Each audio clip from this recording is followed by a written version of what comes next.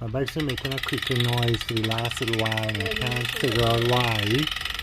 Why is it doing this? Well, I want to show you all something. Look at this.